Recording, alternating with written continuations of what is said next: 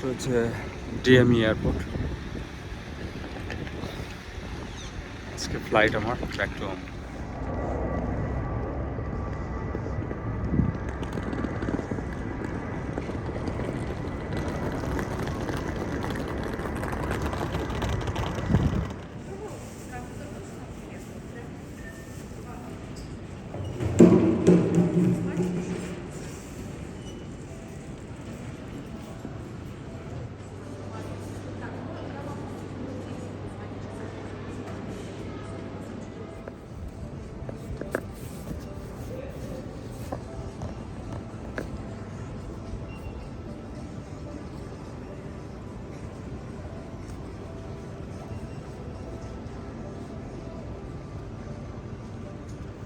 এখানে শিডিউলটা দেওয়া আছে।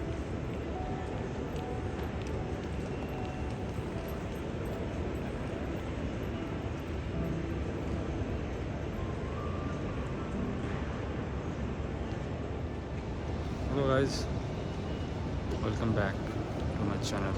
আমি একটু টায়ার্ড, আজকে ব্যাক করছি বাংলাদেশ। সো আমার ফ্লাইট হচ্ছে 11টা 40-এ।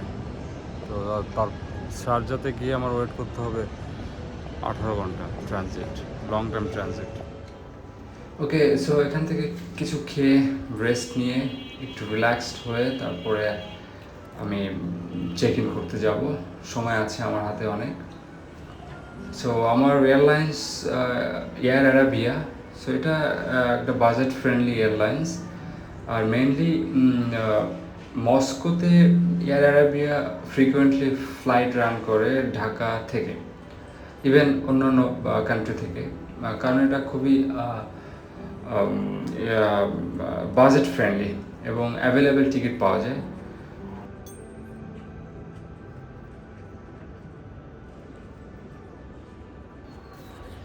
ফুডটা দারুণ ছিল, আমি খুব এনজয় করেছি খাবারটা, কারণ আজকে সারাদিন খুব জার্নি করেছি।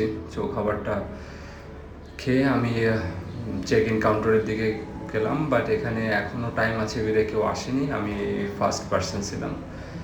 ওকে,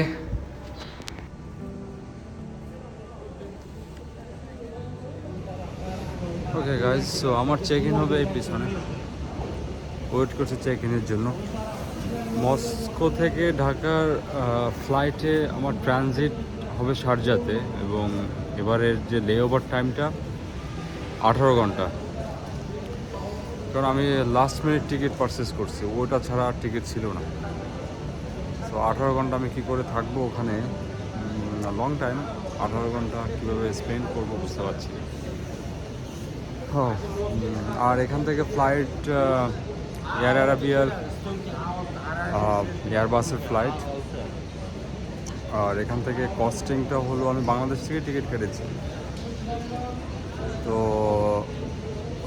কস্টিং প্রায় 70,000-এর মতো পড়ছে, 70,000।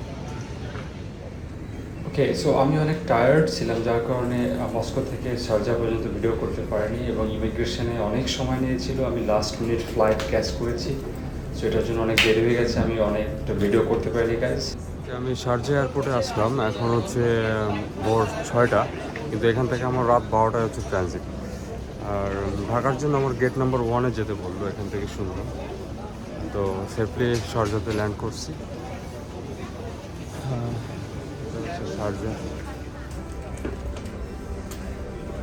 শারজা ডিউটি ফ্রি শপ, দেখি কি পাওয়া যায়।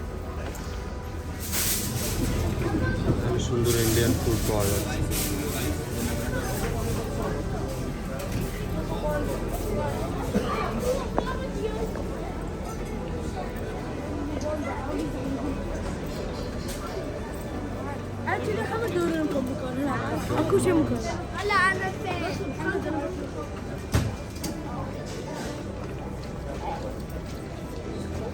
Costa Coffee Subway.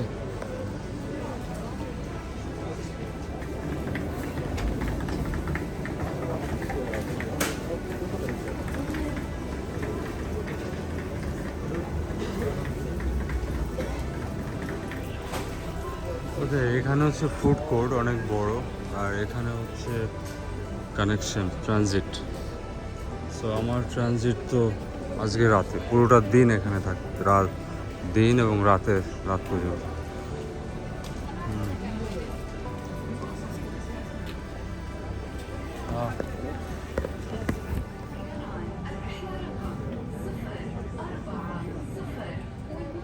শারজা এয়ারপোর্টে বসে আছি। ব্যাপার হয়েছে মস্কো থেকে আসার সময় অনেক বড় একটা ঝামেলা হতে পারতো, মানে আমার ফ্লাইট ক্যান্সেল হতে পারতো। ওখানে মাত্র 5 মিনিট আগে আমি ইমিগ্রেশন থেকে যেতে পারি, কারণ ইমিগ্রেশনে তারা একজনকে নিয়ে প্রায় আধা ঘন্টার মতো ঝামেলা করছিল। 2-4টা উইন্ডো ওপেন ছিল মাত্র। তো ওদের সার্ভিসটা, ওদের কোনো কিছুই ভালো না, টু বি ফ্র্যাঙ্ক, কোনো কিছুই ভালো না। অনেক সমস্যা, যেমন ল্যাঙ্গুয়েজ, কেউ একটু ইংলিশ জানে না, এটা একটা প্রবলেম। মানি এক্সচেঞ্জ করবেন এয়ারপোর্টের ভিতর থেকে, রেট দেবে প্রচণ্ড রকমের কম। ওয়ান কাইন্ড অফ, ওদেরকে কী বলবো, মানে এমনি তো অর্থনীতি ডাউন, তারপরও মানুষদের কাছ থেকে যা পারে নিয়ে নিচ্ছে। আরও কিছু সমস্যা আছে, যেমন আমাদের যারা এশিয়ান ফেস, ইন্ডিয়ান ফেস, ওরা তাদের সঙ্গে কথা বলতে চায় না, রেসপেক্ট করে না। ইন্টারনেটের প্রবলেম ওখানে, সবসময় ভিপিএন দিয়ে চালাতে হবে, হাজারটা প্রবলেম, হাজারটা। এখন আমি শারজা চলে আসছি, এখান থেকে বাড়িতে যাব ঢাকা। তো মনে করছি যে অনেক বড় হয়তো একটা ভুল করেছি আমি মস্কোতে গিয়ে, অনেক টাকা পয়সা খরচ করেছি, বাট এটা যাওয়া ঠিক হয়নি। বাট তারপরও আমি সেন্ট পিটারবার্গটা ঘুরলাম, এটা ভালো লেগেছে আমার কাছে।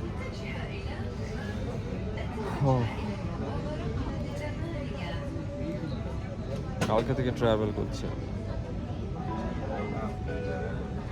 মানে হচ্ছে আজকে 7 তারিখ, আমি হচ্ছে 6 তারিখ 5 তারিখ রাতে আসলাম মস্কোতে, বাসে করে রাত রওনা দিলাম।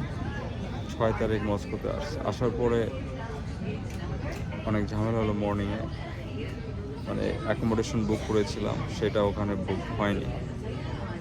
তারপরে ডিসিশন নিলাম আমি ওই দিনই ফ্লাই করব, তাড়াহুড়ো করে টিকিট করলাম। কিন্তু আমার টিকিট ছিল 12 তারিখে। সো অনেক কিছুর পরেও এখন এখানে আসছি শারজাতে, এখান থেকে সাকসেসফুলি ঢাকাতে।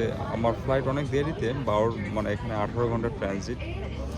সাকসেসফুলি ঢাকাতে যেতে পারলে, তারপর বাগেরহাট যেতে পারলে আমি মোটামুটি মনে করব যে অনেক সেফ প্লেসে চলে আসছি।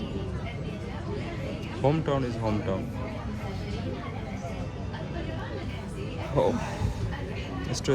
গাইজ, আমি টুক করে শাওয়ারটা নিয়ে আসলাম, একটা শাওয়ার নেওয়ার খুব দরকার ছিল, কারণ কালকে পরশুদিন থেকে শাওয়ারটা হয়নি আমার।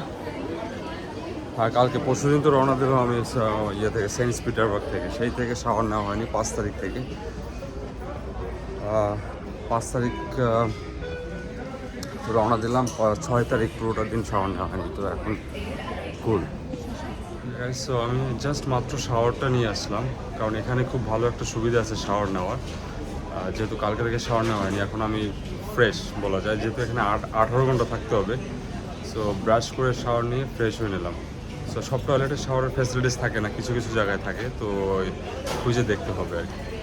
আমি এখন একটা Indian restaurant, cafe, food court টাইপের, এখানে দেখি কিছু ইন্ডিয়ান ফুড খাওয়া যায় কিনা।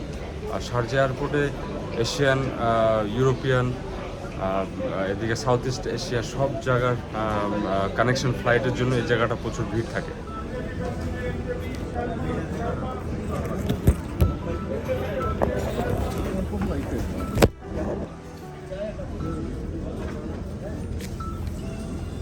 অনেকদিন পরে হচ্ছে ছোলা আর হচ্ছে পরোটা খাবো, আর এটা হচ্ছে এখানকার দিরহাম, এটা হচ্ছে 5 দিরহাম।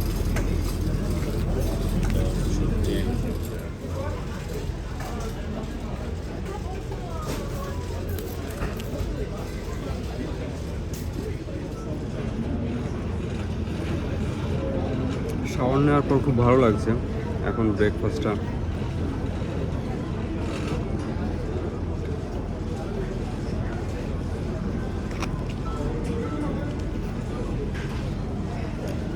পাউডার সাইজগুলো বেশ বড়।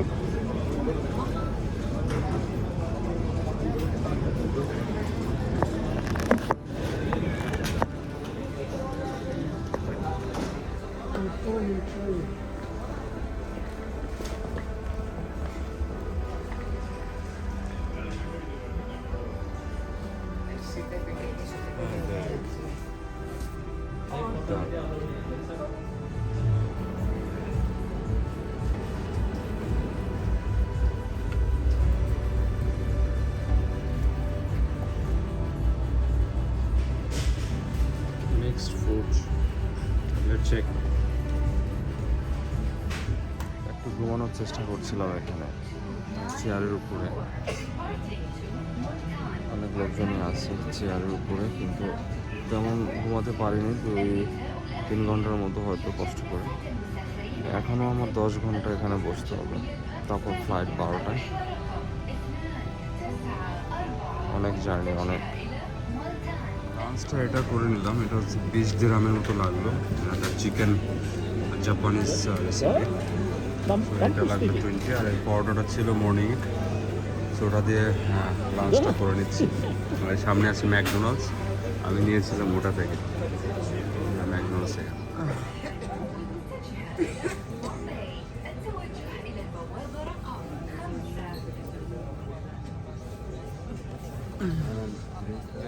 সো এখনও 8 ঘন্টা, টাইম মোটে যাচ্ছে না। 18 ঘন্টা তো কম কথা না। সো এখন 4টা বাজে, তো সরি 6 ঘন্টা আছে এখন। 6 ঘন্টা পরে চেক ইন, তারপরে ঢাকায় পৌঁছাবো কালকে। আর এই হচ্ছে অবস্থা, পিছনে এয়ারপোর্টটা পিছনে দেখা যাচ্ছে।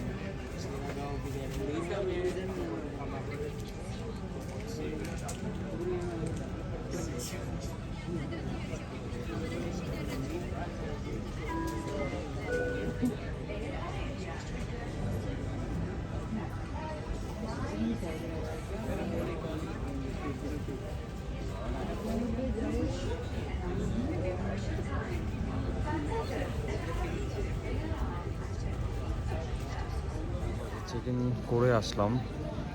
সো প্লেনে ওঠার জাস্ট গেটের কাছেই হচ্ছে বসার স্পেসটা, পেছনে খাওয়ার জায়গা আছে। এখান থেকে হচ্ছে 12:40 ফ্লাইট, 45। তো এখন বাজে 7:20, অনেক সময়।